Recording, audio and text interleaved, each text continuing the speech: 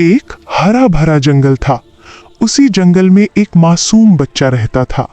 उसके दोस्त थे एक कबूतर, एक घोड़ा, एक चूहा, एक लोमड़ी और एक गीदड़। सब अलग थे, लेकिन उनकी दोस्ती सच्ची और गहरी थी। एक दिन बच्चे की माँ जंगल की दूसरी तरफ दरिया पार गईं और लौट न सकी। दरिया बहुत गहरा और तेज था, कोई कश्ती नहीं थी। बच्चा रो पड़ा और बोला, अब मैं अम्मी तक कैसे पहुंचूं? घोड़ा आगे आया और बोला, मैं ताकतवर हूं, मगर अकेले दरिया पार करना मुश्किल है।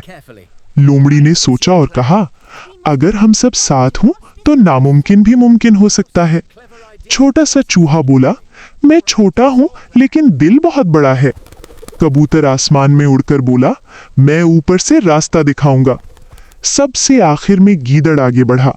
सब चौंक गए, क्योंकि वो चालाक माना जाता था।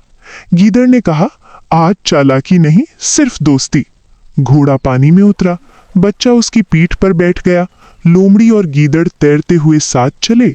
चूहा लोमड़ी के कंधे पर बैठा, कबूतर ऊपर से हिम्मत देता रहा। दरिया की लहरें तेज थीं, लेकिन दोस्ती का हौसला उनसे ज्यादा मजबूत था। आखिरकार सब दरिया पार कर गए। बच्चा अपनी माँ से लिपट गया।